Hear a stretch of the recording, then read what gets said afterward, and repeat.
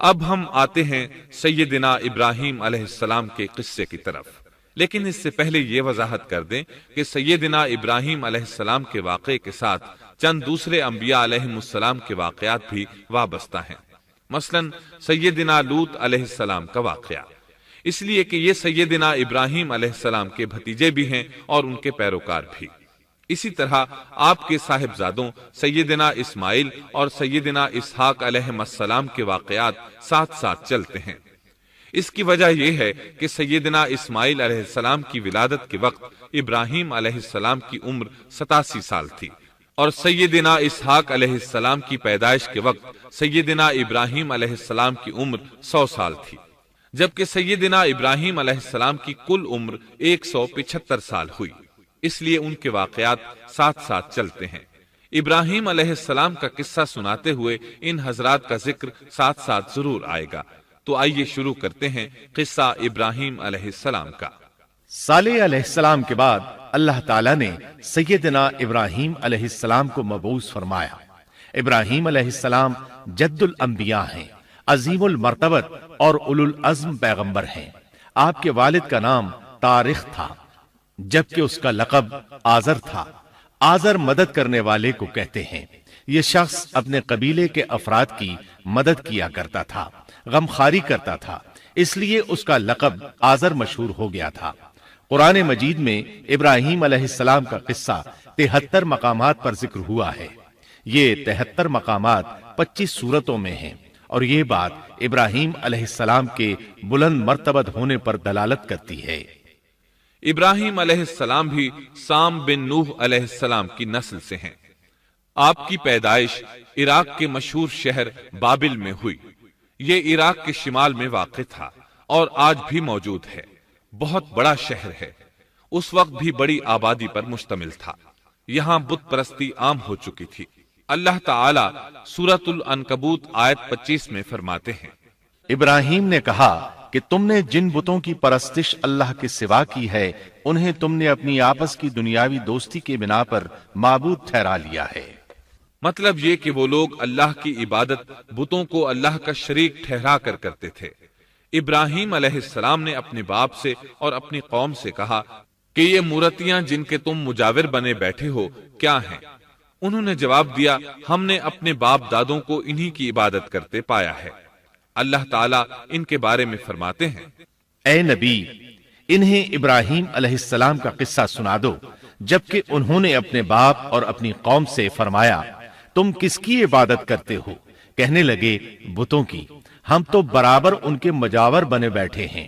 ابراہیم علیہ السلام نے فرمایا، جب تم انہیں پکارتے ہو تو کیا وہ سنتے بھی ہیں یا تمہیں نفع اور نقصان پہنچا سکتے ہیں؟ انہوں نے کہا، یہ ہم کچھ نہیں جانتے، ہم نے تو اپنے باپ دادوں کو اسی طرح کرتے پایا ہے۔ مطلب یہ کہ یہ بت پرستی انہیں ورثے میں ملی تھی۔ وہ جن معبودوں کی عبادت کرتے تھے، نہ وہ ان کی پکار کو سنتے تھے، نہ ہی ان کے نفع و نقصان پر قادر تھے۔ اسی لیے ابراہیم علیہ السلام انہیں جھنجھوڑ رہے تھے، لیکن اندھی تقلید اور بشری عقل کے بیکار ہو جانے نے انہیں یہ سب سوچنے سے عاری کر دیا تھا۔ اللہ تعالیٰ نے ابراہیم علیہ السلام کی خصوصی رہنمائی فرمائی تھی، جیسا کہ سورۃ الانبیاء آیت 51 میں ہے، اور ہم نے ابراہیم کو پہلے سے ہدایت عطا فرما دی تھی اور ہم اسے جانتے تھے۔ ابراہیم علیہ السلام نے کبھی ایک لمحے کے لیے بھی بتوں کی پوجا نہیں کی تھی۔ آپ نے اپنی قوم کو بتوں کی پوجا کرتے دیکھا تو انہیں ملامت کی، ایک اللہ کی طرف دعوت دی، اور اس دعوت کی ابتدا انہوں نے اپنے باپ سے کی۔ اللہ تعالیٰ سورہ مریم میں فرماتے ہیں، اے نبی، کتاب میں ابراہیم کا ذکر کر، بے شک وہ سچا نبی تھا۔ جب اس نے اپنے باپ سے کہا، اے میرے باپ، بے شک مجھے وہ علم عطا ہوا ہے جو تمہیں حاصل نہیں، اس لیے میری اطاعت کریں، میں آپ کو سیدھا راستہ دکھاؤں گا۔ اے میرے باپ، شیطان کی عبادت نہ کریں، بے شک شیطان اللہ کا نافرمان ہے۔ ان بتوں کی عبادت گویا شیطان کی عبادت ہے، اس لیے آپ نے ان معبودوں کو شیطان سے تعبیر کیا۔ فرمایا، اے میرے باپ، بے شک مجھے خوف ہے کہ تم پر اللہ کا عذاب آئے، پھر تم شیطان کے ساتھی ہو جاؤ۔ باپ نے ان کی بات سن کر کہا، اے ابراہیم، کیا تو میرے معبودوں سے پھرا ہوا ہے؟ البتہ اگر تو باز نہ آیا تو میں تجھے سنسار کر دوں گا اور تو مجھ سے ایک مدت تک دور ہو جا، یعنی مجھ سے اتنا دور ہو جا کہ کبھی مجھے نظر نہ آئے۔ ابراہیم علیہ السلام نے اپنے باپ پر نرمی اور مہربانی کرتے ہوئے ان سے کہا، آپ پر سلامتی ہو، میں اپنے رب سے آپ کے لیے بخشش طلب کرتا رہوں گا۔ لیکن جب بعد میں ان پر واضح ہو گیا کہ وہ تو اللہ کا دشمن ہے تو ابراہیم علیہ السلام اس سے بے تعلق ہو گئے۔ سورہ توبہ آیت 114 میں اللہ فرماتے ہیں، اور ابراہیم کا اپنے والد کے لیے بخشش طلب کرنا ایک وعدے کی وجہ سے تھا جو وہ اس سے کر چکے تھے، لیکن جب انہیں معلوم ہو گیا کہ وہ اللہ کا دشمن ہے تو اس سے بیزار ہو گئے۔ بے شک ابراہیم بڑے نرم اور تحمل والے تھے۔ کسی ایماندار کے لیے جائز نہیں کہ وہ کسی کافر کے لیے دعائے مغفرت کرے، بلکہ مومن پر حرام ہے کہ وہ کسی کافر یا عیسائی وغیرہ کے لیے مغفرت طلب کرے یا اس سے یہ کہے کہ اللہ تجھ پر رحم کرے۔ ابراہیم علیہ السلام کے والد نے انہیں دھمکی دی تھی کہ اگر تم اس دعوت سے باز نہ آئے تو میں تمہیں سنسار کر دوں گا۔ اس کے جواب میں ابراہیم علیہ السلام اپنے والد کے ساتھ انتہائی شفقت سے پیش آئے اور اس سے کہنے لگے، میں آپ کے لیے اپنے رب سے استغفار کرتا رہوں گا، اس لیے کہ آپ اپنے والد پر بے حد مہربان تھے۔ اس لیے اللہ تعالیٰ بھی ابراہیم علیہ السلام پر بے حد مہربان تھے اور آپ کا لقب خلیل الرحمن رکھ دیا گیا۔ خلت محبت کا وہ انتہائی درجہ ہے جس کے ساتھ دل محبت سے بھر جاتا ہے، یعنی وہ بہت سے لوگوں سے بڑھ کر اللہ تعالیٰ کو محبوب تھے۔ والد کے سخت جواب کے بعد ابراہیم علیہ السلام نے ان سے علیحدگی اختیار کر لی اور انہیں مخاطب کر کے فرمایا، میں تمہیں چھوڑتا ہوں اور جنہیں تم اللہ کے سوا پکارتے ہو ان کو بھی چھوڑتا ہوں، میں اپنے رب کو پکاروں گا، مجھے امید ہے میں اپنے رب کو پکار کر محروم نہیں رہوں گا۔ آپ اللہ کے پیارے اور پسندیدہ نبی تھے۔ جب آپ نے اپنی قوم کو توحید کی دعوت دی اس وقت آپ نوجوان تھے، آپ کی عمر 16 سال تھی۔ ساتھ میں آپ اس بات پر غور و فکر بھی کرتے کہ آخر یہ لوگ بتوں کی پوجا کیوں کرتے ہیں۔ آپ کا دل ان کے شرک پر بہت کوڑتا۔ آخر آپ نے مصمم ارادہ کر لیا کہ اس شر اور فساد کی جڑ کو کاٹ کر رہیں گے، یعنی ان بتوں کو توڑ کر رہیں گے۔ آپ اپنی قوم کو بتوں کو توڑ دینے کی دھمکی دیتے رہے۔ اس دھمکی کا ذکر اللہ تعالیٰ نے سورۃ الانبیاء آیت 57 میں کیا ہے، اور اللہ کی قسم میں تمہارے بتوں کا علاج کروں گا جب تم پیٹھ پھیر کر جا چکے ہوگے۔ یہ بات ابراہیم علیہ السلام نے پوشیدہ نہیں اعلانیہ کہی تھی۔ آخر انتظار کا وقت ختم ہوا، عید کا دن آ پہنچا۔ عید کے دن وہ لوگ صبح سویرے گھر سے نکلنے سے پہلے کھانا پکا کر اپنے معبودوں کے سامنے رکھتے تھے، پھر شہر سے باہر ایک میدان میں جمع ہوتے، وہاں کھیلتے کودتے خوشیاں مناتے، ناز سے چلتے پھرتے اور کھانا کھاتے۔ شام کو گھروں کی طرف آتے، صبح بتوں کے پاس جو کھانا رکھ گئے تھے اس کو اٹھاتے اور تبرک سمجھ کر کھا جاتے۔ اپنے معمول کے مطابق انہوں نے عید کی تیاری کر لی، لیکن ابراہیم علیہ السلام تیار نہ ہوئے، اس لیے کہ وہ تو ان کے ساتھ جانے کا ارادہ ہی نہیں رکھتے تھے۔ وہ لوگ جانے سے پہلے ابراہیم علیہ السلام کے پاس آئے اور کہنے لگے، کیا آپ ہمارے ساتھ نہیں جائیں گے؟ سیدنا ابراہیم علیہ السلام نے آسمان کی طرف نگاہ کی اور فرمایا، میں بیمار ہوں۔ یہ تمام واقعہ سورۃ الانبیاء آیات 51 تا 58 میں بیان ہوا ہے۔ یقیناً ہم نے ابراہیم کو پہلے سے ہدایت فرما دی تھی اور ہم اسے جانتے تھے، جبکہ اس نے اپنے باپ سے اور اپنی قوم سے کہا کہ یہ مورتیاں جن کے تم مجاور بنے بیٹھے ہو کیا ہیں؟ سب نے کہا، ہم نے اپنے باپ دادوں کو انہی کی عبادت کرتے پایا ہے۔ آپ نے فرمایا، پھر تو تم اور تمہارے باپ دادا سبھی یقیناً کھلی گمراہی میں مبتلا رہے۔ کہنے لگے، کیا آپ سچ مچ ہمارے پاس حق لائے ہیں یا یوں ہی مذاق کر رہے ہیں؟ آپ نے فرمایا، نہیں نہیں، در حقیقت تم سب کا پروردگار تو وہ ہے جو آسمان و زمین کا مالک ہے، جس نے انہیں پیدا کیا ہے۔ میں تو ایسی بات کا گواہ اور قائل ہوں، اور اللہ کی قسم میں تمہارے ان معبودوں کا علاج تمہاری غیر موجودگی میں کروں گا۔ پس اس نے ان سب کے ٹکڑے کر دیے، البتہ صرف بڑے بت کو چھوڑ دیا، یہ اس لیے کیا کہ وہ سب اس کی طرف لوٹے۔ ابراہیم علیہ السلام نے لوگوں کے ساتھ عیدگاہ جانے سے انکار کیا اور عذر پیش کیا کہ وہ بیمار ہیں۔ وہ لوگ آپ کو چھوڑ کر چلے گئے۔ بعد میں ابراہیم علیہ السلام ان بتوں کے پاس گئے، دیکھا کہ ان کے سامنے کھانا پڑا ہے۔ چونکہ سب لوگ کھانا لائے تھے اس لیے یہ کھانا بہت زیادہ تھا، لیکن ان جھوٹے معبودوں نے اسے کھانا تو درکنار اس کو چھوا تک نہ تھا۔ ابراہیم علیہ السلام نے انہیں مخاطب کر کے کہا، یہ اتنا کھانا تمہارے سامنے پڑا ہے، تم اس کو کھاتے کیوں نہیں؟ تمہیں کیا ہو گیا کہ بات تک نہیں کرتے؟ پھر پوری قوت سے دائیں ہاتھ سے کلہاڑا مار کر ان کے ٹکڑے ٹکڑے کر دیے، لیکن بڑے بت کو چھوڑ دیا تاکہ سب اسی کی طرف رجوع کریں۔ تمام چھوٹے بتوں کو توڑ کر کلہاڑا اس بڑے بت کے کندھے پر رکھ دیا۔ مشرکین میلے سے لوٹے تو دیکھا ان کے سارے معبود اوندھے منہ ٹوٹے پھوٹے پڑے ہیں، ان کے تمام معبودوں کو توڑ دیا گیا تھا۔ وہ حیران رہ گئے کہ یہ کیسے ہو گیا، کس نے کیا؟ کہنے لگے، یہ کام کس ظالم کا ہے؟ اس نے ہمارے معبودوں کی توہین کی ہے۔ اس وقت جن لوگوں نے ابراہیم علیہ السلام کا وہ کلام سنا تھا انہیں ان کا خیال آ گیا۔ کہنے لگے، وہ نوجوان جس کا نام ابراہیم ہے اسے ہم نے اپنے بتوں کی مذمت کرتے سنا ہے۔ اللہ کی قدرت کہ ابراہیم علیہ السلام کا جو مقصد تھا وہ خود بخود پورا ہو رہا تھا۔ قوم کے لوگ مشورہ کر رہے تھے کہ سب کو جمع کرو اور اسے بلاؤ، پھر اسے سزا دو۔ چنانچہ تمام اہل باطل چھوٹے بڑے جمع ہو گئے، کارروائی شروع ہو گئی۔ کہنے لگے، اے ابراہیم، ہمارے معبودوں کے ساتھ یہ لغو حرکت تو نے کی ہے۔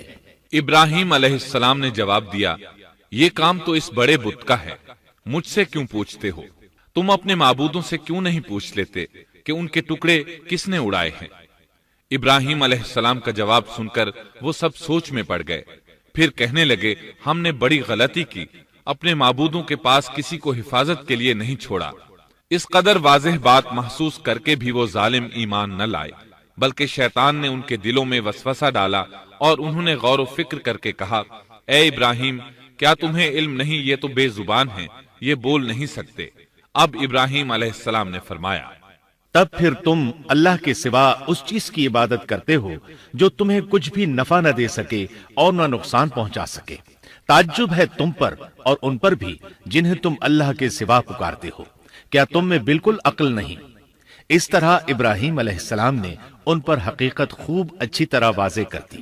ان سے فرمایا، تم ان کی پوجا کرتے ہو جن کو تم خود تراشتے ہو، یعنی ان کا حال تو یہ ہے کہ تم نے ان کو خود اپنے ہاتھوں سے تراشا اور ان کی عبادت کرنے لگے، جبکہ تمہیں اور تمہاری بنائی ہوئی چیزوں کو اللہ ہی نے پیدا کیا ہے۔ ابراہیم علیہ السلام نے ایک کلہاڑے کی مدد سے ان سب بتوں کو تہس نہس کر دیا تھا۔ یہ اس بات کی واضح ترین نشانی تھی کہ یہ بالکل بے بس ہیں، لیکن اس واضح نشانی کے باوجود وہ اپنے کفر ہی پر ڈٹے رہے اور لگے ابراہیم علیہ السلام کو دھمکیاں دینے۔ کہنے لگے، اس کے لیے ایک آتش کدہ بناؤ اور اسے اس دہکتی آگ میں ڈال دو۔ پھر ان لوگوں نے ایک چٹیل میدان کا انتخاب کیا جہاں مٹی نام کی کوئی چیز نہیں تھی۔ اس میدان کو پتھروں کی باڑ کے ساتھ گھیر دیا گیا۔ پھر سب لوگوں کو حکم دیا گیا کہ وہ لکڑیاں جمع کر کے اس گھیری ہوئی جگہ میں رکھیں۔ چنانچہ سب لوگ لکڑیاں جمع کر کے وہاں لانے لگے، یہاں تک کہ عورتوں اور بچوں نے بھی اس کام میں بڑھ چڑھ کر حصہ لیا۔ میدان میں اتنی لکڑیاں جمع ہو گئیں کہ زمین نظر نہیں آتی تھی۔ یہ لکڑیاں زمین پر ایک اونچی دیوار محسوس ہوتی تھیں۔ پھر ان لکڑیوں کو آگ لگائی گئی۔ جب آگ کے شعلے آسمان سے باتیں کرنے لگے تو انہوں نے ابراہیم علیہ السلام کو آگ میں ڈالنے کے لیے ایک جھولا تیار کیا۔ اس میں سیدنا ابراہیم علیہ السلام کو رکھا گیا۔ اس وقت آپ نے یہ دعا پڑھی، حسبنا اللہ ونعم الوکیل۔ ہمیں اللہ کافی ہے اور وہی بہترین کارساز ہے۔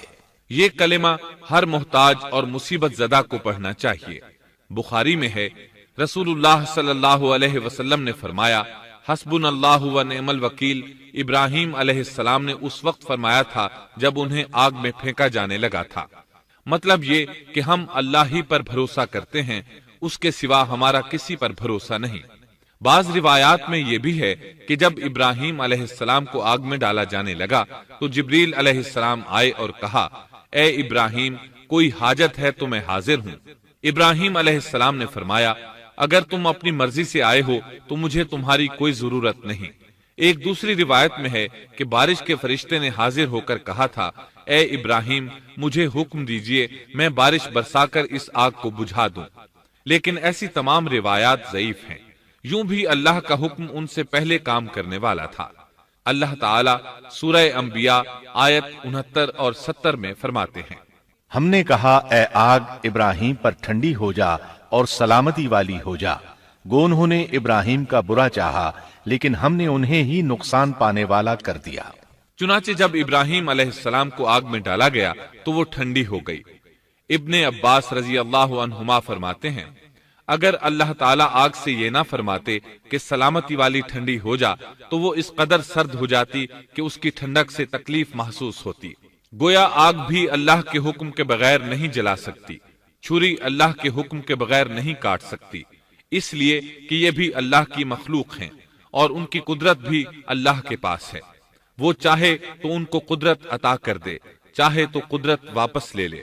آگ کو ٹھنڈا ہونے کا حکم ہوا، وہ ٹھنڈی ہو گئی۔ اس نے نہ ابراہیم علیہ السلام کے کپڑے جلائے، نہ جسم کے کسی حصے کو کوئی نقصان پہنچایا، صرف وہ رسیاں جلائیں جن سے آپ کو باندھا گیا تھا۔ سبحان اللہ۔ لوگ آگ کے گرد اس انتظار میں کھڑے تھے کہ جو ہی انہیں آگ میں پھینکا جائے گا وہ جل کر راکھ ہو جائیں گے، لیکن وہ یہ دیکھ کر حیران رہ گئے کہ ابراہیم علیہ السلام بڑے ناز سے آگ کے درمیان بیٹھے ہیں۔ بعض روایات میں ہے کہ ابراہیم علیہ السلام فرمایا کرتے تھے، مجھے ان دنوں جو راحت اور سکون حاصل تھا ویسا آگ سے نکلنے کے بعد نہیں ہوا۔ لوگ اس معجزے کو دیکھ کر حیرت زدہ تھے۔ پھر ابراہیم علیہ السلام آگ سے نکلے۔ اتنا بڑا معجزہ دیکھنے کے باوجود لوط علیہ السلام کے سوا کوئی شخص پورے بابل شہر سے ان پر ایمان نہ لایا۔ اللہ تعالیٰ فرماتے ہیں، پس ابراہیم پر لوط ایمان لائے۔ مطلب یہ کہ پوری بستی سے لوط علیہ السلام تھے جو آپ پر ایمان لائے تھے، باقی تمام لوگ کفر ہی پر ڈٹے رہے۔ ابراہیم علیہ السلام ان کا رویہ دیکھ کر نا امید ہو گئے کہ اس سے بڑھ کر یہ کون سا معجزہ دیکھنا چاہتے ہیں۔ ان کے بتوں کو توڑ دیا گیا، اپنی آنکھوں سے اللہ کی نشانی ان لوگوں نے دیکھی، پھر بھی یہ ایمان نہیں لائے، چنانچہ آپ نے وہاں سے ہجرت کا ارادہ فرما لیا۔ اس وقت بابل پر نمرود نامی بادشاہ کی حکومت تھی۔ کہا جاتا ہے کہ زمین کے بیشتر حصے پر اسی کی حکمرانی تھی۔ جب اس کے پاس یہ خبریں پہنچیں کہ ابراہیم علیہ السلام کو آگ میں ڈالا گیا لیکن آگ نے انہیں نہیں جلایا، تو اس نے ابراہیم علیہ السلام کو اپنے دربار میں پیش کرنے کا حکم دیا۔ ابراہیم علیہ السلام کو وہاں لایا گیا۔ نمرود نے ان سے ان کے رب کے بارے میں سوال کیا۔ اللہ تعالیٰ سورۃ البقرہ آیت 258 میں فرماتے ہیں، کیا تو نے اس شخص کو نہیں دیکھا جس نے ابراہیم سے اس کے رب کے متعلق جھگڑا کیا، اس لیے کہ اللہ نے اسے سلطنت دی تھی۔ ایک روایت میں ہے کہ 4 بادشاہوں نے زمین کے بیشتر حصے پر حکمرانی کی ہے، ان میں سے ایک نمرود ہے۔ نمرود اپنے وقت کا حاکم و بادشاہ تھا۔ ابراہیم علیہ السلام سے جب اس کی اللہ تعالیٰ کے بارے میں بات چیت ہوئی تو ابراہیم علیہ السلام نے کہا، میرا رب وہ ہے جو زندہ کرتا ہے اور مارتا ہے۔ جواب میں اس نے کہا، میں بھی زندہ کرتا ہوں اور مارتا ہوں۔ چنانچہ اس نے حکم دیا کہ جیل سے 2 آدمیوں کو لے آؤ۔ جیل سے 2 ایسے آدمیوں کو لایا گیا جن کے لیے سزائے موت کا فیصلہ ہو چکا تھا۔ اس نے ان میں سے ایک کے قتل کا حکم دیا، دوسرے کو معاف کر دیا۔ اس سے اس نے یہ ثابت کرنا چاہا کہ وہ بھی زندہ کر سکتا ہے اور موت دے سکتا ہے، اور کہنے لگا، دیکھ لو میرے حکم سے لوگ مرتے ہیں اور میرے حکم سے انہیں زندگی ملتی ہے۔ اس کی بات سن کر ابراہیم علیہ السلام نے غور کیا کہ اگر وہ اس سے موت و حیات کے باریک فلسفے پر بحث کریں گے تو نمرود کا مقصد پورا ہو جائے گا اور میرا مقصد پورا نہیں ہو پائے گا۔ اس لیے بحث و مباحثے کی بجائے کوئی مضبوط دلیل پیش کر دی جائے تاکہ حق و باطل کے درمیان فرق واضح ہو جائے۔ چنانچہ آپ نے فرمایا، بے شک اللہ سورج کو مشرق سے لاتا ہے، تو اس کو مغرب سے لے آ۔ کافر بادشاہ یہ سن کر مبہوت رہ گیا، اس کا سر جھک گیا۔ اللہ تعالیٰ فرماتے ہیں، تب وہ کافر حیران رہ گیا اور اللہ نا انصافوں کو سیدھی راہ نہیں دکھاتا۔ ان تمام باتوں کے بعد نمرود کو یہ معلوم کرنے کی ضرورت نہیں رہی کہ ابراہیم علیہ السلام آگ سے کیسے نجات پا گئے، کیونکہ حقیقت اس پر آشکار ہو چکی تھی۔ وہ جان گیا تھا کہ اصل معاملہ کیا ہے۔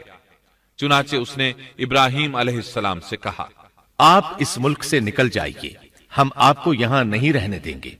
ابراہیم علیہ السلام نے عراق کو خیر بات کہا اور شام کی طرف ہجرت کر گئے۔ یہاں آ کر وہ حران نامی بستی میں مقیم ہوئے۔ اسی جگہ آپ نے اپنے چچا ہاران کی بیٹی سیدہ سارہ علیہ السلام سے شادی کی۔ اللہ تعالیٰ اس ہجرت کے بارے میں فرماتے ہیں، اور ہم اسے یعنی ابراہیم اور لوط کو بچا کر اس زمین کی طرف لے آئے جس میں ہم نے جہان کے لیے برکت رکھی تھی۔ جب آپ حران کے مقام پر پہنچے تو وہیں ٹھہر گئے، وہیں رہنے لگے۔ یہاں آ کر آپ کا شمار بنو حران میں ہونے لگا۔ آپ لوگوں کو اسی شہر میں رہنے کی دعوت دیتے۔ اس شہر کے لوگ بتوں کی پوجا نہیں کرتے تھے بلکہ ستاروں کو پوجتے تھے۔ ابراہیم علیہ السلام نے جب ان کی یہ حالت دیکھی تو ارادہ کر لیا کہ ان لوگوں کو بتائیں گے کہ ستاروں کی عبادت کرنا باطل ہے۔ یہ لوگ چونکہ نجوم پرست تھے اس لیے ان کی عبادت کا وقت رات کو ہوتا تھا، اور یہ لوگ رات کے وقت عبادت کرتے تھے کیونکہ ان کے معبود یعنی ستارے رات ہی کو طلوع ہوتے ہیں۔ چنانچہ ابراہیم علیہ السلام انہیں یہ دکھانے کے لیے کہ ان چیزوں کی عبادت باطل ہے ایک دن ان کے ساتھ نکلے۔ اللہ نے آسمان کے دروازے کھول دیے تو ابراہیم علیہ السلام نے چاند، ستاروں، سیاروں اور آسمان و زمین کی سلطنت کو دیکھا۔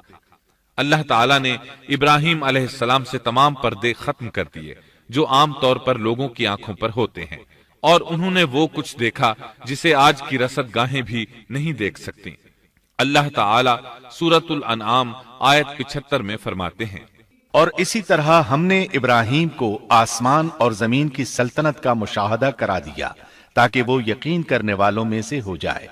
بعض مفسرین نے لکھا ہے کہ یہ سب کچھ اللہ تعالیٰ نے ابراہیم علیہ السلام کو اس لیے دکھایا تھا کہ وہ ستاروں کی پرستش کرتے تھے۔ پھر اللہ تعالیٰ نے اپنی عبادت کی طرف ان کی رہنمائی فرمائی۔ جن مفسرین نے یہ بات لکھی وہ غلطی پر ہیں، کیونکہ ایک جلیل القدر رسول کے متعلق ایسا گمان کرنا کبیرہ گناہ ہے۔ آسمان اور زمین کی سلطنت اور دیگر معجزات دکھانے کے بعد اللہ تعالیٰ فرماتے ہیں، آسمان اور زمین کی پیدائش یقیناً انسان کی پیدائش سے بہت بڑا کام ہے۔ اللہ تعالیٰ ایک دوسرے مقام پر فرماتے ہیں، آسمان اور زمین میں بہت سی نشانیاں ہیں جن سے یہ منہ موڑ کر گزر جاتے ہیں۔ ابراہیم علیہ السلام حران شہر کے ستارہ پرستوں کو لے کر ایک رات نکلے۔ اچانک ایک ستارہ طلوع ہوا، اس کی چمک دمک بہت تھی، شکل صورت کے لحاظ سے بھی بہت خوبصورت تھا۔ اس وقت ابراہیم علیہ السلام نے بطور مذاق کہا، یہ میرا رب ہے۔ لیکن جب وہ ستارہ کچھ دیر بعد چھپ گیا تو کہنے لگے، یہ تو غروب ہو گیا۔ یہ رب کیسے ہو سکتا ہے؟ جو چھپ جائے وہ رب نہیں ہو سکتا، پس میں تو غروب ہونے والوں کو پسند نہیں کرتا۔ اگلے روز وہ پھر ان لوگوں کو ساتھ لے کر نکلے تو چاند کو دیکھا۔ یہ شکل صورت میں ستاروں سے کہیں زیادہ خوبصورت تھا، روشن تھا، لیکن یہ بھی غروب ہو گیا تو ابراہیم کہنے لگے، اگر مجھے میرے رب نے ہدایت نہ کی تو میں گمراہ لوگوں میں شامل ہو جاؤں گا۔ اے اللہ، تو کہاں ہے؟ اپنی طرف میری رہنمائی کر۔ ان باتوں سے ابراہیم علیہ السلام ان لوگوں کو غور و فکر کی دعوت دے رہے تھے تاکہ وہ غور کریں، آخر رب چھپ کیسے سکتا ہے؟ اگر چاند رب ہے اور دن کے وقت کسی کو اپنے معبود کی حاجت ہوگی تو وہ کیا کرے گا؟ لہٰذا چاند کسی صورت رب نہیں ہو سکتا۔ پھر جب دن چڑھا اور سورج طلوع ہوا تو کہنے لگے، یہ میرا رب ہے، یہ تو سب سے بڑا ہے۔ پھر لوگوں کو مخاطب کر کے کہنے لگے، تم رات کو چھوٹے چھوٹے ستاروں کی پوجا کرتے ہو، کیوں نہ تم اتنے بڑے ایک ہی رب کی پوجا کر لو۔ لیکن جب وہ بھی غروب ہو گیا تو کہنے لگے، یقیناً میں تمہارے شرک سے بیزار ہوں۔ یہ معبود کیسے ہو سکتے ہیں؟ ان میں تو تبدیلی آتی رہتی ہے، کبھی طلوع ہوتے ہیں کبھی غروب ہوتے ہیں۔ یہ اس بات کی دلیل ہے کہ یہ مخلوق ہیں اور ان کا خالق کوئی اور ہے جس کے حکم کے یہ تابع ہیں۔ جب یہ خود مخلوق ہیں اور کسی اور کے تابع ہیں تو کسی کو نفع نقصان پہنچانے پر کس طرح قادر ہو سکتے ہیں؟ پھر اپنی قوم کو مخاطب کر کے کہنے لگے، میں اپنا رخ اس کی طرف کرتا ہوں جس نے آسمانوں کو یکسو ہو کر پیدا کیا، اور میں شرک کرنے والوں میں سے نہیں ہوں۔ اب بھی وہ اپنی بات پر اڑے رہے۔ تب آپ نے فرمایا تم مجھ سے اللہ کے بارے میں جھگڑ رہے ہو، مجھے تو اللہ راہ دکھا چکا ہے اور اس نے مجھے دلیل عطا فرمائی ہے۔ میں یقیناً جانتا ہوں کہ تمہارے تمام معبود بے بس اور بے طاقت ہیں۔ جاؤ تم سے اور تمہارے ان معبودوں سے جو ہو سکے کر لو، میرے رب کی مرضی کے بغیر کچھ بھی نہیں ہو سکتا۔ میرے رب نے ہر چیز کے علم کو اپنے گھیرے میں لے رکھا ہے، کیا پھر بھی تم نصیحت حاصل نہیں کرو گے؟ اور میں تمہارے معبودوں سے خوف کیوں کھاؤں؟ تم اللہ سے نہیں ڈرتے؟ ان کو اللہ کا شریک ٹھہرا رہے ہو۔ اللہ نے اس کی کوئی دلیل نازل نہیں کی۔ اگر تم میں صحیح علم ہے تو تم ہی بتلا دو کہ ہم دونوں جماعتوں میں سے امن کا زیادہ حقدار کون ہے۔ امن انہی کے لیے ہے جو ایمان لانے کے بعد دین کو شرک سے خلط ملط نہیں کرتے۔ حقیقت میں ہدایت یافتہ وہی لوگ ہیں۔ یہی ہمارے وہ دلائل تھے جو ہم نے ابراہیم علیہ السلام کو ان کی قوم کے مقابلے میں عطا کیے تھے، اور ہم جسے چاہیں مرتبے میں بڑھا دیں۔ بے شک تیرا رب بڑی حکمت والا ہے۔ ان لوگوں نے پھر بھی کفر ہی کیا، کوئی بھی ایمان نہ لایا۔ چنانچہ ابراہیم علیہ السلام نے ایک بار پھر ہجرت کی اور مصر جا پہنچے۔ مصر کے بادشاہ کو خبر ملی کہ ایک شخص ہجرت کر کے آیا ہے اور اس کے ساتھ ایک عورت ہے، وہ بہت زیادہ حسین و جمیل ہے۔ چنانچہ اس ظالم نے اپنے کارندوں کو بھیجا کہ اس عورت کو میرے پاس لے آؤ، ساتھ ہی اس سے پوچھنا کہ تمہارے ساتھ جو آدمی ہے وہ کون ہے، اگر وہ اس کا خاوند ہو تو اسے قتل کر دینا۔ ادھر بادشاہ نے اپنے کارندوں کو حکم دیا، ادھر اللہ نے ابراہیم علیہ السلام کی طرف وحی بھیج دی۔ انہوں نے سارہ علیہ السلام سے کہا اگر وہ تجھ سے میرے بارے میں پوچھیں تو بتا دینا تم میری بہن ہو۔ پھر سارہ سے بولے اے سارہ، روئے زمین پر میرے اور تیرے سوا کوئی مومن نہیں، یعنی یہ کافروں کی سرزمین ہے، یہاں کوئی مومن نہیں، اس لحاظ سے تم میری دینی بہن ہو۔ پھر بادشاہ نے ابراہیم علیہ السلام کو پیش کرنے کا حکم دیا۔ اس نے آپ سے پوچھا یہ عورت کون ہے؟ آپ نے فرمایا یہ میری بہن ہے۔ اس طرح ابراہیم علیہ السلام کی زندگی میں 3 موقع ایسے آئے کہ انہوں نے اللہ کے دین کی حمایت اور مدافعت کے لیے توریہ کیا۔ توریہ کا مطلب یہ ہے کہ واقعہ کچھ اور ہو لیکن کوئی شخص کسی خاص مصلحت کی وجہ سے اسے 2 معانی والے الفاظ کے ساتھ اس انداز میں بیان کرے کہ سننے والا اس واقعہ کو نہ سمجھ سکے بلکہ اس کا ذہن خلاف واقعہ چیز کی طرف منتقل ہو جائے۔ شریعت نے بعض مخصوص حالات میں اس کی اجازت دی ہے۔ وہ 3 مواقع جہاں ابراہیم علیہ السلام نے توریہ فرمایا ان کی وضاحت کچھ اس طرح ہے۔ ایک یہ کہ آپ نے میلے پر نہ جانے کی غرض سے ان لوگوں سے کہا تھا کہ میں بیمار ہوں۔ دوسرے موقع پر یہ فرمایا تھا یہ کام اس بڑے سردار بت کا ہے۔ تیسرے سارہ علیہ السلام کو دینی بہن قرار دیا۔ اس ظالم بادشاہ نے سارہ علیہ السلام کو اپنی تحویل میں لے لیا۔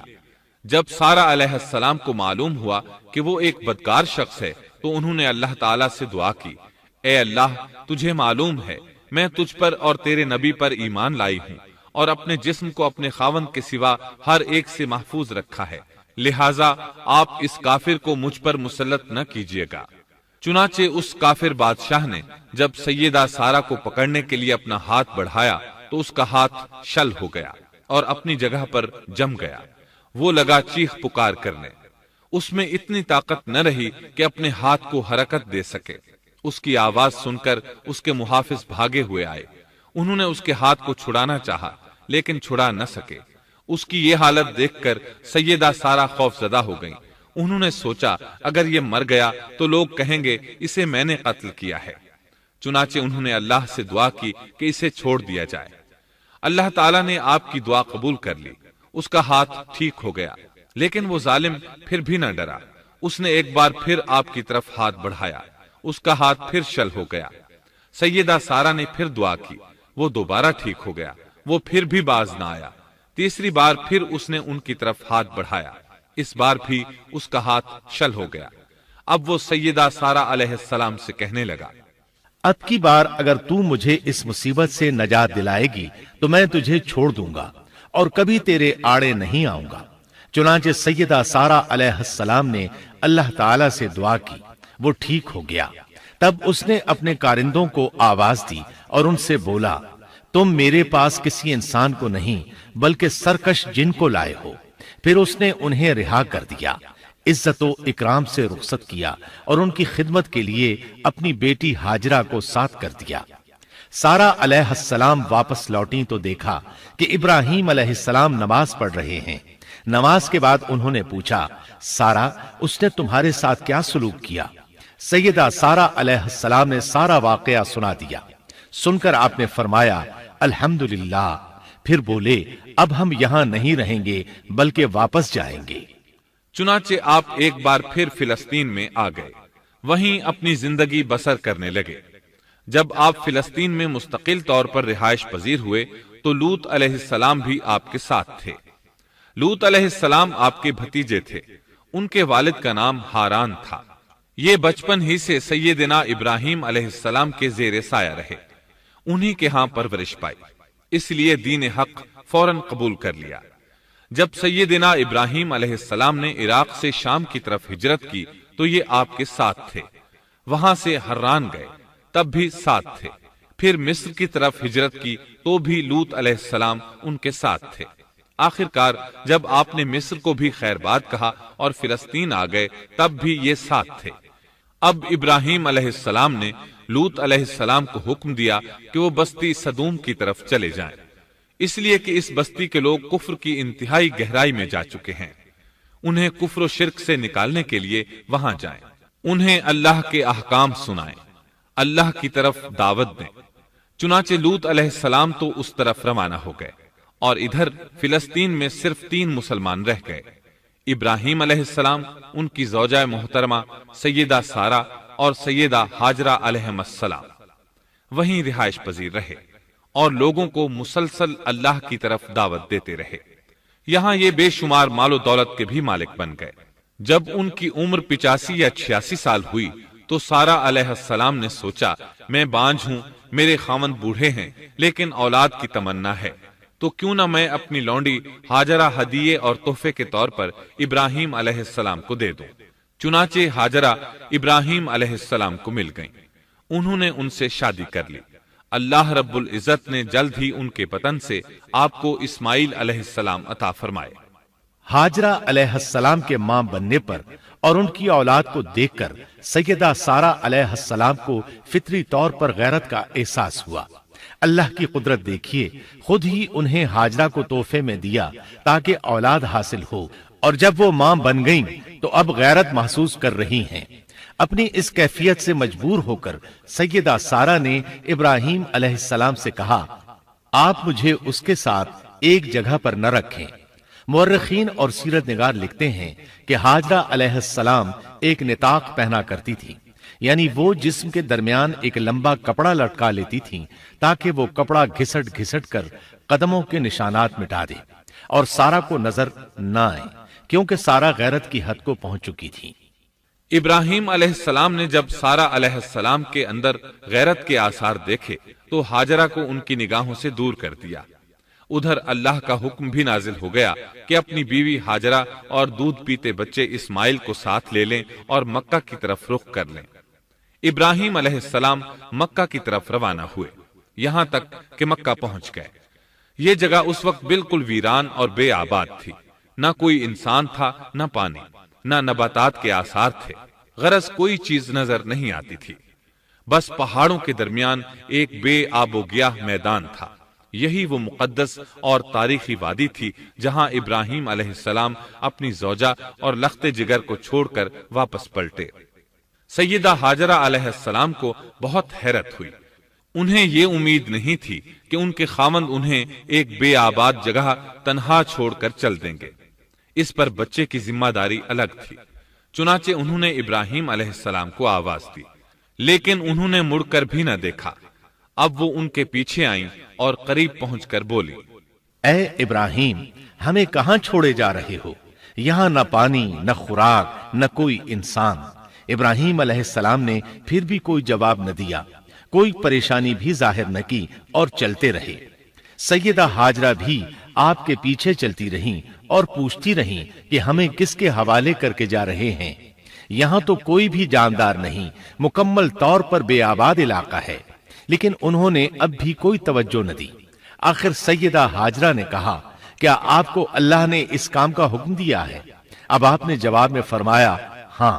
تب سیدہ ہاجرہ بولی، اگر یہ بات ہے تو اللہ تعالی ہرگز ہمیں ضائع نہیں ہونے دے گا۔ جب انسان اللہ کے احکام کو بجا لائے تو اس کے دل سے فقر و فاقے کا خوف نکل جاتا ہے اور اللہ اسے طرح طرح کے انعامات سے نوازتا ہے۔ انسان جب تک اللہ کے احکام کو بجا لاتا رہے گا تب تک اللہ کی نصرت اور اس کی تائید شامل حال رہے گی۔ چنانچہ جو ہی ہاجرہ علیہ السلام کو پتا چلا کہ انہیں تنہا چھوڑ جانا اللہ کے حکم کی بنا پر ہے تو فوراً یقین بھرے لہجے میں بولی، تب اللہ ہمیں ضائع نہیں کرے گا، یہ کہہ کر وہ اپنے شیرخوار بچے کی طرف پلٹ گئیں۔ خوراک اور پانی چند دن میں ختم ہو گئے، پانی کا ایک قطرہ پاس نہ رہا۔ اب پانی کی تلاش شروع کی، لیکن اپنے لیے تو درکنار، ماں کو بیٹے کے لیے بھی پانی نہ ملا نہ خوراک۔ اب بچہ لگا بھوک سے بلکنے، خوراک نہ ملنے کی وجہ سے ماں کا دودھ بھی خشک ہو گیا تھا۔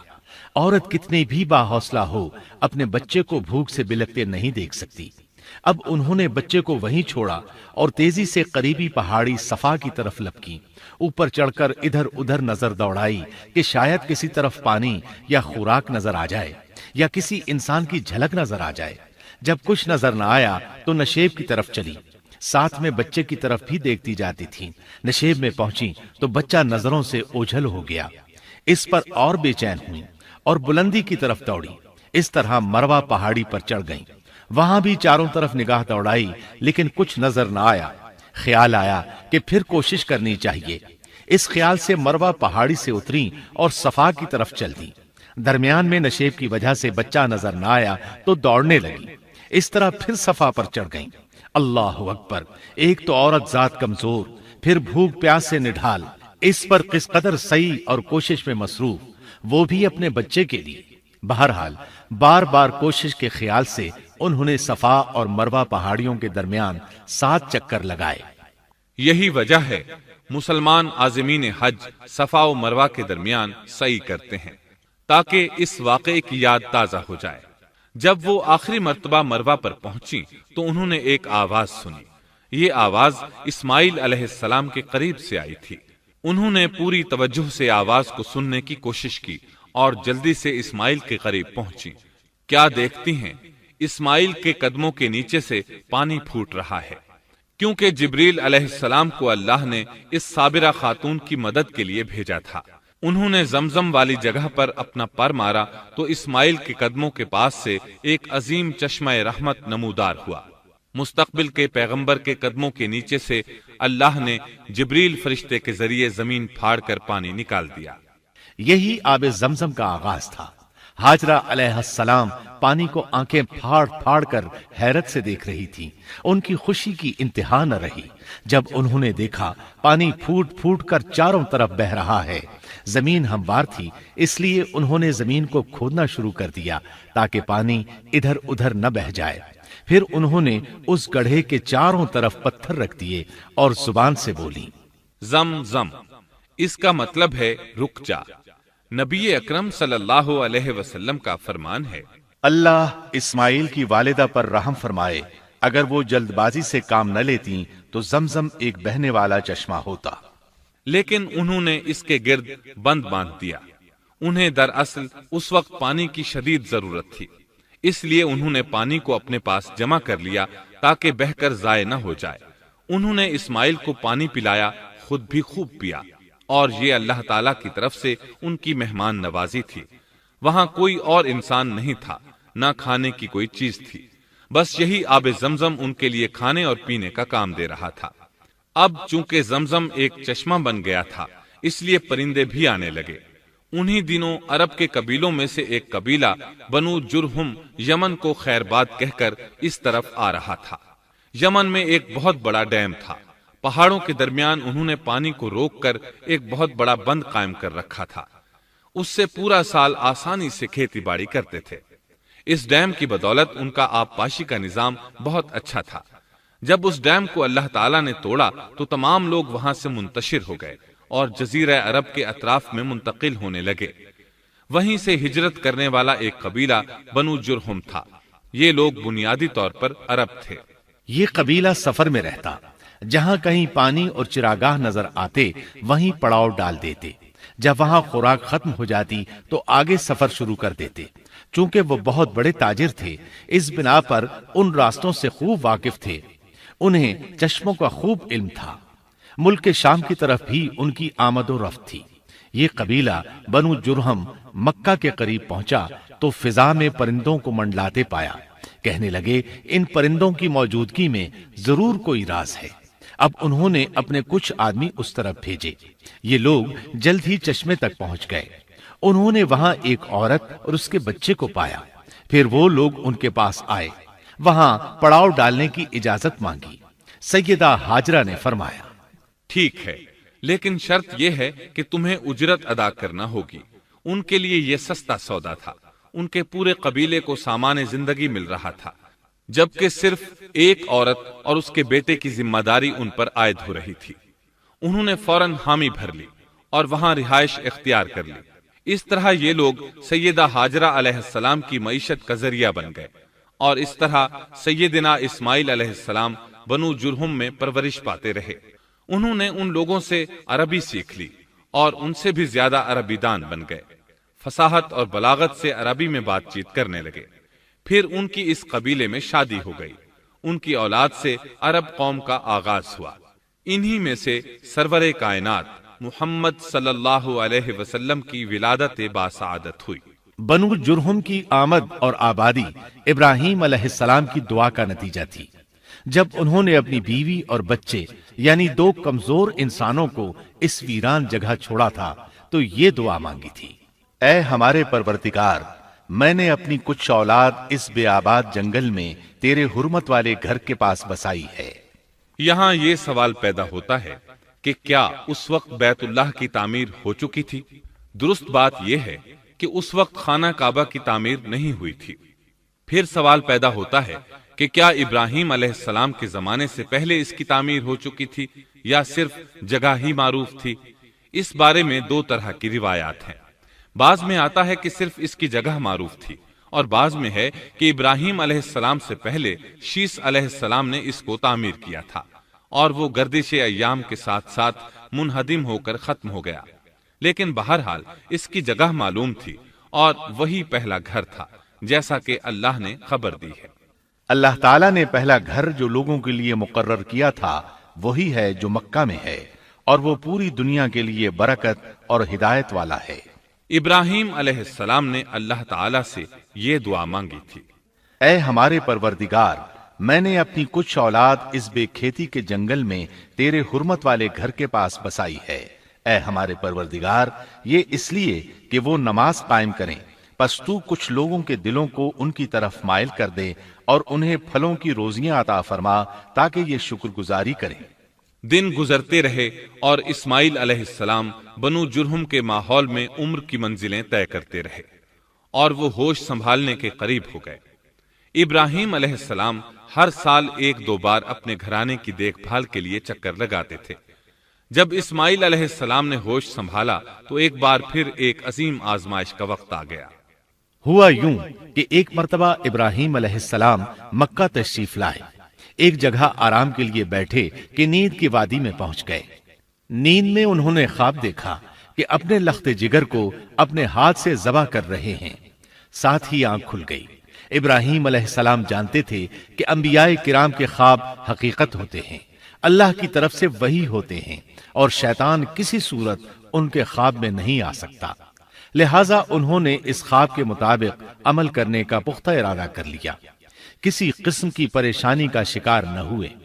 اللہ رب العزت نے اس عظیم اور تعجب خیز واقعے کا قرآن مجید میں ذکر کرتے ہوئے فرمایا، اور ابراہیم نے کہا، میں تو ہجرت کر کے اپنے پروردگار کی طرف جانے والا ہوں، وہ ضرور میری رہنمائی کرے گا۔ اے میرے رب، مجھے نیک بخت اولاد عطا فرما۔ تو ہم نے ایک بردبار بچے کی بشارت دی۔ پھر جب بچہ اتنی عمر کو پہنچا کہ اس کے ساتھ چلنے پھرنے لگا تو ابراہیم نے کہا، میرے پیارے بیٹے، میں نے خواب دیکھا ہے کہ میں تجھے ذبح کر رہا ہوں، اب تو بتا تیری کیا رائے ہے؟ یہاں سوال پیدا ہوتا ہے کہ ابراہیم علیہ السلام نے اسماعیل علیہ السلام سے مشورہ کیوں لیا؟ وہ چاہتے تو اسماعیل کو سوتے میں ذبح کر دیتے، اس طرح اللہ کا حکم بجا لاتے۔ وہ بیٹے کے پاس کیوں گئے اور ان سے مشورہ کیوں لیا؟ جی ہاں، یہ مسئلہ یاد رکھنے کے قابل ہے کہ ہر مسلمان پر لازم ہے کہ وہ اپنے دوسرے مسلمان بھائی کو اجر و ثواب میں شامل کرنے کی کوشش کرے۔ ابراہیم علیہ السلام نے بیٹے کو ثواب میں شامل کرنے کے لیے انہیں اللہ کے حکم سے آگاہ کیا۔ یہ نہ چاہا کہ میں اکیلا ہی اجر لیتا رہوں، بلکہ دوسرے کی خیر خواہی کو پیش نظر رکھا۔ والدین کے لیے آپ کے اس انداز میں نصیحت موجود ہے، یہ کہ اولاد کو ثواب کے مواقع فراہم کریں، ان کی صحیح تربیت کریں۔ اگر صدقہ کرنے کا موقع ملے تو بچوں کے ذریعے صدقہ کرائیں، تاکہ انہیں بھی اللہ کے راستے میں خرچ کرنے کی عادت پڑے۔ جب کسی دینی مجلس میں بیٹھنے کا موقع ملے تو اپنی اولاد کو بھی ساتھ لے کر جائیں۔ بے شمار لوگ خود تو جاتے ہیں، اولاد کو جانے کے لیے کہتے بھی نہیں۔ خود دین سیکھتے ہیں، اولاد کو دین نہیں سکھاتے۔ ابراہیم علیہ السلام نے اسماعیل علیہ السلام سے رائے لی۔ سبحان اللہ، انہوں نے جواب میں فرمایا، اے ابا جان، آپ کو جو حکم ملا ہے کر گزریے۔ یہ نہیں کہا کہ مجھے تو حکم نہیں ہوا، بلکہ فوراً سر تسلیم خم کر دیا، اس لیے کہ وہ جانتے تھے انبیاء کا خواب حقیقت پر مبنی ہوتا ہے، اللہ کی وحی ہوتا ہے۔ اس لیے بالکل پریشانی ظاہر نہ کی، یہ تک نہ پوچھا مجھے کیوں ذبح کر رہے ہیں، یا میرا کیا جرم ہے، یا آپ کے پاس کون سا صریح حکم آیا ہے۔ انہوں نے ایسی کوئی بات نہ کہی۔ اللہ کی فرما برداری اسی کو کہتے ہیں۔ چنانچہ اپنے باپ سے کہا، اے ابا جان، آپ کو جو حکم ہوا ہے اس کو کر گزریے، انشاءاللہ آپ مجھے صبر کرنے والوں میں پائیں گے۔ علماء کرام فرماتے ہیں اس جملے سے ان کا انتہائی ادب اور احترام شامل ہے، اور اس میں زبردست توکل موجود ہے۔ یہ نہیں کہا کہ آپ مجھے صبر کرنے والوں میں سے پائیں گے، بلکہ آپ نے اللہ کی مشیت کو جملے میں شامل کیا اور فرمایا انشاءاللہ آپ مجھے صبر کرنے والوں میں سے پائیں گے۔ لہٰذا مسلمانوں کو دھوکے میں نہیں پڑنا چاہیے۔ یہ نہ کہے میں سفر کروں گا، میں فلاں کام کروں گا، میں فلاں کام کے کرنے کی طاقت رکھتا ہوں، بلکہ یوں کہے اللہ نے چاہا تو میں سفر کروں گا، اللہ نے چاہا تو فلاں کام کروں گا۔ اپنے علم اور طاقت کے دھوکے میں پڑنا سراسر نادانی ہے۔ ہر چیز کا تعلق اللہ سے قائم کرے، جیسا کہ اللہ تعالیٰ فرماتے ہیں، اور ہرگز ہرگز کسی کام پر یوں نہ کہنا کہ میں اسے کل کروں گا، مگر ساتھ ہی انشاءاللہ کہہ لینا۔ اپنی زبان کو اللہ کے ذکر سے سجا کر رکھو اور ہمیشہ اپنے معاملات کو اللہ کی طرف لوٹاؤ۔ بہرحال باپ بیٹا دونوں ہی مصمم ارادے کے ساتھ اللہ کا حکم پورا کرنے کے لیے پیش ہو گئے۔ اسماعیل علیہ السلام نے اپنے والد محترم سیدنا ابراہیم علیہ السلام سے کہا، جب آپ مجھے ذبح کرنے لگیں تو میری پیشانی کو زمین پر رکھ دیجیے گا، تاکہ آپ کو میرا چہرہ نظر نہ آئے اور کہیں آپ کے ہاتھ رک نہ جائیں۔ اب ابراہیم علیہ السلام نے بیٹے کی پیشانی پکڑ کر زمین پر لٹا دیا، جیسا کہ اللہ تعالیٰ نے فرمایا۔ جب دونوں مطیع ہو گئے اور ابراہیم نے اسے پیشانی کے بل لٹا دیا، اب انہوں نے چھری پکڑی اور گردن پر چلا دی، لیکن چھری نے گردن نہ کاٹی، بالکل اسی طرح جیسے آگ نے ابراہیم کو نہیں جلایا تھا، اس لیے کہ چھری میں کاٹنے کی طاقت اور آگ میں جلانے کی صلاحیت اللہ کے حکم کے بغیر نہیں آ سکتی۔ اللہ نے دونوں سے یہ طاقتیں سلب کر لیں۔ اب ابراہیم زور لگا رہے ہیں، ادھر اسماعیل علیہ السلام کہہ رہے ہیں ابا جان جلدی کیجئے، چھری چلائیے۔ اللہ تعالیٰ نے اس واقعے کا ذکر یوں فرمایا ہے، جب وہ دونوں مطیع ہو گئے اور ابراہیم نے اسے پیشانی کے بل لٹا دیا۔ اس مطیع ہونے سے مراد اللہ کے حکم کو نافذ کرنا ہے۔ اب ظاہر ہے مطیع تو وہ پہلے بھی تھے، لیکن یہاں اسلما یعنی مطیع ہونے سے مراد کامل اسلام ہے۔ نہایت واضح اور حقیقی اسلام مراد ہے، اس لیے کہ کامل اسلام وہی ہوتا ہے جس میں بغیر کسی تردد اور توقف کے اللہ کے امر اور نہی کی تصدیق کی جائے۔ یہ تھا حقیقی اسلام۔ ہاں تو چھری چلتی رہی، گلا نہ کٹا، اس لیے کہ امتحان اور آزمائش کی تکمیل ہو چکی تھی۔ یہ بات ثابت ہو چکی تھی کہ اللہ کا حکم نافذ کرنے میں دونوں پوری طرح کوشاں ہیں۔ اللہ تعالیٰ بھی فرما برداری ہی کا صلہ عطا فرماتے ہیں۔ چنانچہ آواز آئی، ہم نے اسے پکارا، اے ابراہیم تو نے خواب کو سچ کر دکھایا، یقیناً ہم اسی طرح نیکوکاروں کو جزا دیا کرتے ہیں، یقیناً یہ ایک کھلی آزمائش تھی۔ تاریخ کا ایک عظیم ترین امتحان اور کڑی آزمائش دنیا کو آج بھی حیرت میں ڈال دیتی ہے۔ کون ہے جو بیٹے کو ذبح کرنے پر تیار ہو جائے، خاص طور پر اس صورت میں جب اولاد بھی اکلوتی ہو، جس کی وجہ سے 86 سال کے بعد آنگن میں بہار آئی ہو۔ پھر اس کی قربانی کا بھی واضح حکم نہیں دیا گیا تھا، اشارتاً خواب میں رہنمائی کی گئی تھی۔ آپ کہہ سکتے تھے یہ قتل اور سنگین جرم ہے، کہہ سکتے تھے اپنے بیٹے کو کس جرم میں قتل کروں، لیکن آپ نے بغیر کسی تعامل کے سر تسلیم خم کر دیا اور اس عظیم امتحان میں کامیاب ہوئے۔ اللہ فرماتے ہیں، اور ابراہیم وہ ہیں جنہوں نے وفاداری کی۔ اس آیت میں یہ نہیں بتایا گیا کہ کس چیز میں وفاداری کی، اس لیے کہ وہ تو ہر معاملے میں مکمل طور پر وفاداری کا مظاہرہ کر چکے تھے۔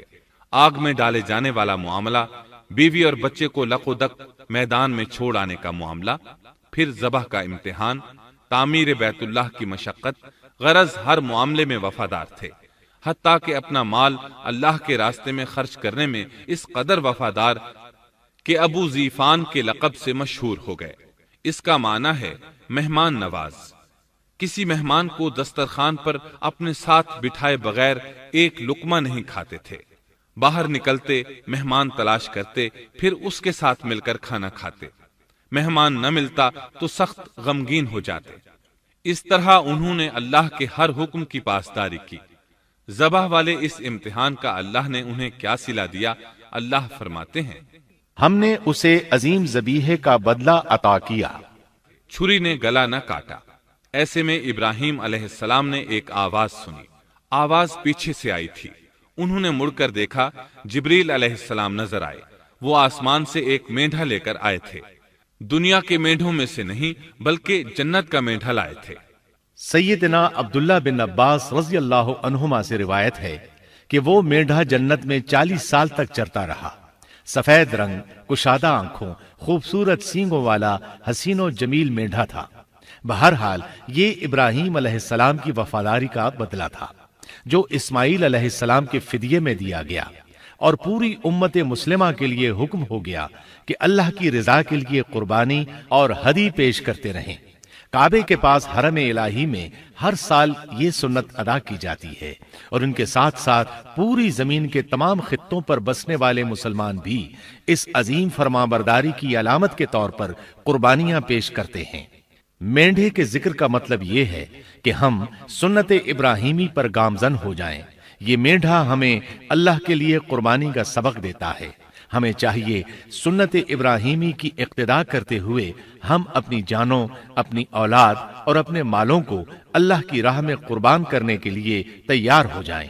اللہ تعالیٰ فرماتے ہیں، اور ہم نے اسے عظیم ذبیحہ عطا کیا، اور ہم نے اس کا پچھلوں میں ذکر خیر چھوڑا، سلامتی ہو ابراہیم پر۔ اسی طرح ہی ہم نیکوکاروں کو جزا دیتے ہیں، یقیناً وہ ہمارے مخلص بندوں میں سے تھا۔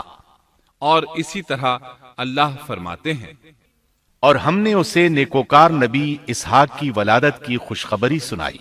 یہ خوشخبری فلسطین کی طرف واپس لوٹنے کے بعد سنائی گئی۔ ایک اکلوتے بیٹے کی قربانی کے لیے تیار ہو جانے کے صلے میں اور سارہ علیہ السلام کی عظمت اور تکریم کے مد نظر اللہ تعالی نے اسحاق کی خوشخبری سنا دی۔ یہ آیت ذبح کے واقعے کے بعد اللہ تعالی نے ذکر فرمائی ہے، اس لیے معلوم ہوا پچھلی آیات میں اسحاق کے علاوہ کسی اور بیٹے کا ذکر ہوا ہے، اور وہ اسماعیل علیہ السلام ہی تھے، جبکہ یہودی روایات میں اسحاق علیہ السلام کو ذبیح قرار دیا جاتا ہے۔ یہ بالکل غلط ہے۔ ذبح کے واقعے کے بعد اسحاق علیہ السلام کی بشارت مل رہی ہے، پھر بھلا وہ پیدا ہونے سے پہلے ہی ذبیح کیسے بن گئے؟ اس لیے یہ قطعی بات ہے کہ اسماعیل علیہ السلام ہی ذبیح ہیں۔ اس کے کئی اور بھی دلائل ہیں جن کے ذکر کرنے کا یہاں موقع نہیں۔ بہرحال اس عظیم آزمائش میں بے مثال کامیابی کے بعد ابراہیم علیہ السلام فلسطین آئے، اور 120 سال کی عمر میں اسحاق علیہ السلام کی بشارت ملی، جبکہ سارہ علیہ السلام کی عمر 90 سال تھی۔ ان پر بڑھاپا طاری ہو چکا تھا، ایسے میں 3 فرشتے آئے، وہ تو قوم لوط کی تباہی کے لیے آئے تھے۔ راستے میں اللہ کے حکم سے ابراہیم علیہ السلام اور ان کی اہلیہ سارہ کو خوشخبری سنائی، اور اس غرض کے لیے وہ انسانی شکل میں آئے تھے۔ ابراہیم علیہ السلام تو پہلے ہی بہت مہمان نواز تھے، انہیں دیکھ کر بہت خوش ہوئے کہ مہمان آ گئے۔ فرشتوں نے انہیں سلام کیا، ابراہیم علیہ السلام نے سلام کا جواب دیا۔ وہ حیرت زدہ تھے کہ یہ لوگ ان کی بستی کے رہنے والے تو ہیں نہیں، لیکن ان پر سفر کے نشانات بھی نہیں ہیں، جیسا کہ دور سے چل کر آنے والوں میں ہوتے ہیں، نہ ان کے پاس سواریاں ہیں۔ قرآن مجید میں آتا ہے، فرشتوں نے سلام کیا تو ابراہیم نے بھی سلام کیا اور دل میں خیال کیا یہ اجنبی لوگ ہیں۔ پھر وہ اپنی مہمان نوازی کی عادت کے مطابق انہیں اندر لے آئے، ان کے لیے کھانے کا انتظام کیا۔ اللہ تعالیٰ فرماتے ہیں، ہمارے بھیجے ہوئے فرشتے ابراہیم کے پاس خوشخبری لے کر آئے تو انہوں نے سلام کیا۔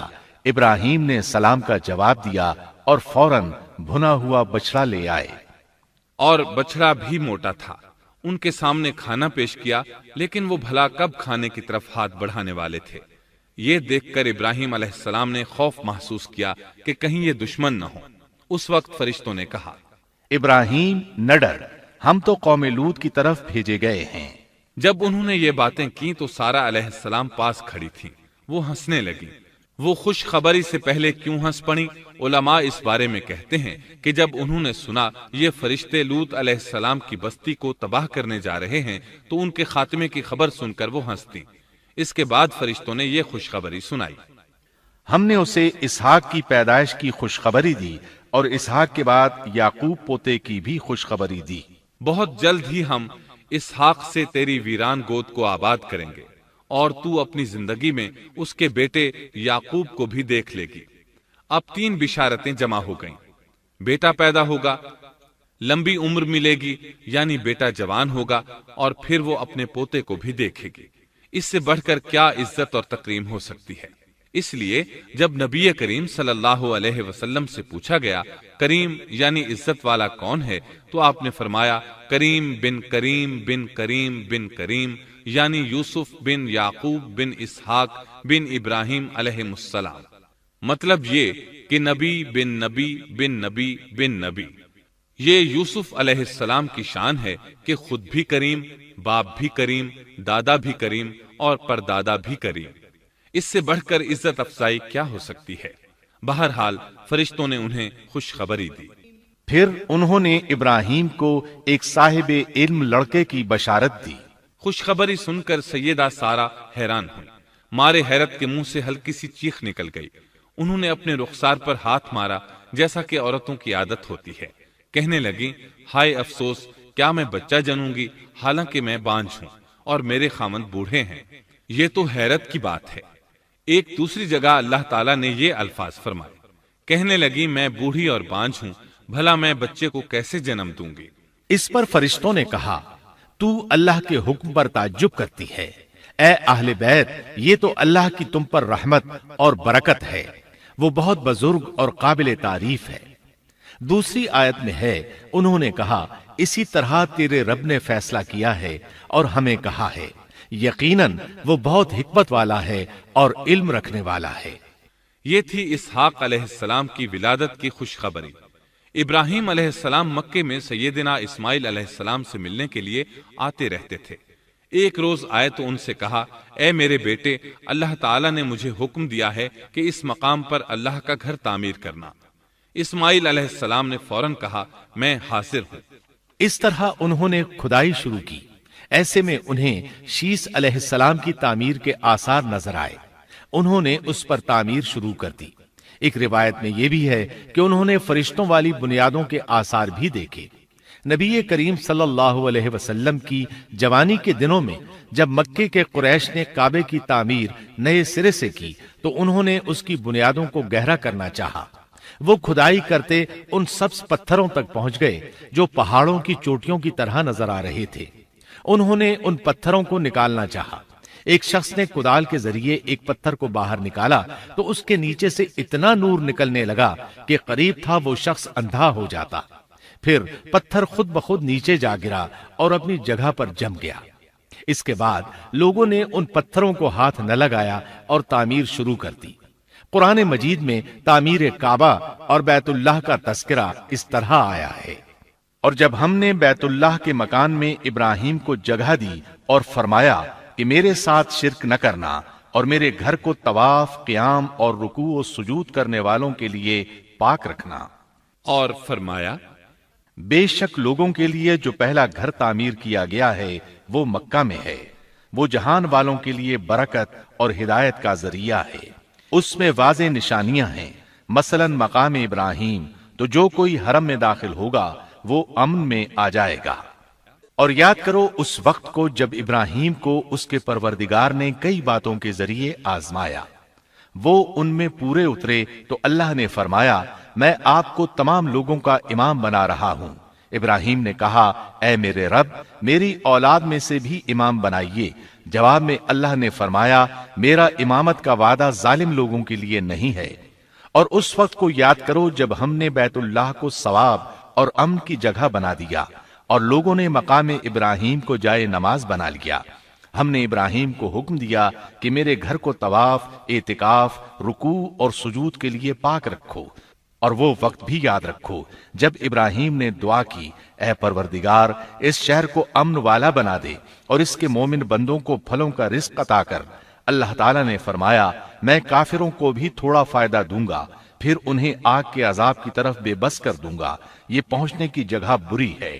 اور وہ وقت یاد کرو جب ابراہیم اور اسماعیل بیت اللہ کی بنیادوں کو بلند کر رہے تھے اور دعا مانگ رہے تھے اے ہمارے رب ہماری محنت کو قبول فرما، تو دعا کو سننے والا جاننے والا ہے، اور ہمیں اپنا فرما بردار بنا، ہماری اولاد میں سے بھی ایک فرما بردار گروہ بنا، اور ہمیں عبادت کا طریقہ سکھا اور ہم پر رجوع فرما، کیونکہ تو ہی توبہ قبول کرنے اور رحم فرمانے والا ہے۔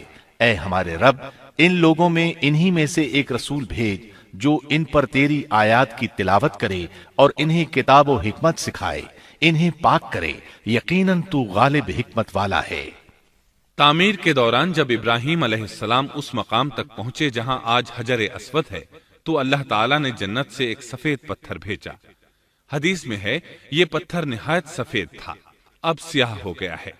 انسانوں کی غلطیاں اس کے سیاہ ہونے کا سبب بنی۔ جب دیواریں انسانی قد کے برابر ہو گئیں تو اسماعیل علیہ السلام ایک پتھر لے آئے۔ اب ابراہیم علیہ السلام اس پتھر پر کھڑے ہوئے، وہ ننگے پاؤں تھے۔ اسی وقت پتھر پگھل گیا، ان کے پاؤں اس کے اندر کسی قدر دھنس گئے، پتھر پر ان کے پیروں کے نشانات آ گئے۔ اسی پتھر کو آج مقام ابراہیم کہا جاتا ہے۔ پہلے یہ پتھر بیت اللہ کی دیواروں کے ساتھ رکھا گیا تھا۔ جب لوگ طواف کے لیے آتے تو سیدنا ابراہیم کے پیروں کے نشانات دیکھنے کے لیے یہاں ہجوم ہو جاتا۔ اس طرح طواف کرنے والوں کو دقت کا سامنا ہوتا۔ سیدنا عمر رضی اللہ عنہ نے صحابہ کرام کے مشورے سے اس پتھر کو اس جگہ سے قدرے ہٹا کر نماز کی صفوں کے قریب کر دیا تاکہ طواف کرنے والوں کو دقت نہ ہو۔ یہ مقام بہت مقدس ہے۔ اللہ نے فرمایا ہے تم مقام ابراہیم کو جائے نماز مقرر کر لو۔ مقام ابراہیم کے قریب اس کے پیچھے ہو کر نماز پڑھنے کا موقع مل جائے تو لازماً وہاں 2 رکعت ادا کیا کرو۔ موقع نہ ملے تو پھر پوری مسجد حرام میں طواف سے فراغت والی 2 رکعت پڑھ لیا کرو۔ اس طرح کعبہ تعمیر ہوا۔ تب نیا حکم آیا، لوگوں میں جو استطاعت رکھے اس پر اللہ کے لیے حج بیت اللہ فرض ہے، اور جو شخص جان بوجھ کر اعراض کرے تو اللہ جہانوں سے بے نیاز ہے اور اسے اس کی کوئی پرواہ نہیں۔ ادھر ابراہیم علیہ السلام کو اللہ تعالی کی طرف سے اشارہ ہوا، لوگوں میں حج کا اعلان کر دیں۔ ابراہیم علیہ السلام کہنے لگے اللہ میری آواز بھلا کس کس تک پہنچے گی؟ جواب آیا آپ کے ذمے آواز لگانا ہے، پہنچانا ہمارا کام ہے۔ چنانچہ آپ عرفات کے ایک پہاڑ پر چڑھے اور آواز لگائی، لوگو بیت الحرام کا حج کرو۔ اللہ تعالیٰ نے معجزانہ طور پر یہ آواز تمام انسانوں تک پہنچا دی، خواہ وہ پیدا ہوئے تھے یا نہیں۔ دوسرا معجزہ یہ ہوا کہ اللہ نے بیت اللہ اور اس کے حج کی محبت لوگوں کے دلوں میں ڈال دی۔ اللہ نے فرمایا وَأَذِّن فِي النَّاسِ بِالْحَجِّ يَأْتُوكَ رِجَالًا وَعَلَى كُلِّ ضَامِرٍ يَأْتِينَ مِن كُلِّ فَجٍّ عَمِيقٍ۔ اور آپ لوگوں میں حج کا اعلان کر دیں، وہ آپ کی طرف پیدل بھی آئیں گے اور دبلے پتلے اونٹوں پر بھی دور دور سے آئیں گے۔ اس طرح لوگ پیدل اور سوار ہو کر کثرت سے حج کے لیے آنے لگے اور یہ ویران علاقہ آباد ہونے لگا۔ یہ تھے حالات اور واقعات ابراہیم علیہ السلام کے۔ آپ نے 175 سال کی عمر میں وفات پائی۔ آپ سے پہلے سیدہ ہاجرہ علیہ السلام نے وفات پائی اور ان کی وفات سے کچھ ہی عرصہ بعد سیدہ سارہ علیہ السلام 127 سال کی عمر میں فوت ہو گئیں۔ ان دونوں کی وفات کے بعد آپ غمگین رہنے لگے۔ آخر اتنی مدت تک ساتھ رہا تھا۔ آپ خلیل الرحمن تھے۔ آپ پر صحیفے بھی نازل ہوئے۔ آپ اللہ کے بے حد شکر گزار تھے۔